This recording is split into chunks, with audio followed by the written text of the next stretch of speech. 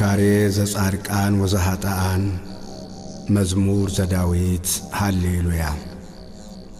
ምስጉን ነው በክፎች ምክር ያልሄደ፣ በኃጢአተኞችም መንገድ ያልቆመ፣ በዋዘኞችም ወንበር ያልተቀመጠ። ነገር ግን በእግዚአብሔር ሕግ ደስ ይለዋል፣ ሕጉንም በቀንና በሌሊት ያስባል።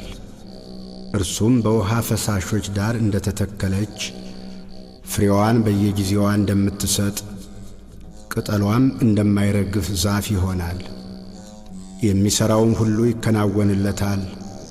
ክፉዎች እንዲህ አይደሉም፣ ነገር ግን ነፋስ ጠርጎ እንደሚወስደው ትቢያ ናቸው።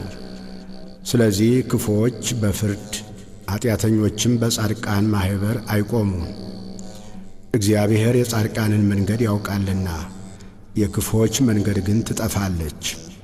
መዝሙር 2 አሕዛብ ለምን ያጉረመርማሉ? ወገኖችስ ለምን ከንቱን ይናገራሉ? የምድር ነገሥታት ተነሱ፣ አለቆችም በእግዚአብሔርና በመሲሑ ላይ እንዲህ ሲሉ ተማከሩ። ማሰሪያቸውን እንበጥስ፣ ገመዳቸውንም ከእኛ እንጣል። በሰማይ የሚኖር እርሱ ይስቃል፣ ጌታም ይሳለቅባቸዋል።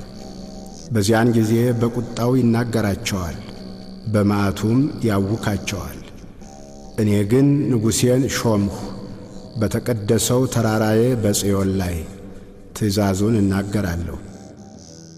እግዚአብሔር አለኝ፣ አንተ ልጄ ነህ፣ እኔ ዛሬ ወለድሁህ። ለምነኝ፣ አሕዛብን ለርስትህ፣ የምድርንም ዳርቻ ለግዛትህ እሰጥሃለሁ። በብረት በትር ትጠብቃቸዋለህ፣ እንደ ሸክላ ሰሪ ዕቃም ትቀጠቅጣቸዋለህ። አሁንም እናንት ነገሥታት ልብ አድርጉ፣ እናንት የምድር ፈራጆችም ተገሠጹ። ለእግዚአብሔር በፍርሃት ተገዙ፣ በረዓድም ደስ ይበላችሁ። ተግሣጹን ተቀበሉ፣ ጌታ እንዳይቈጣ፣ እናንተም በመንገድ እንዳትጠፉ።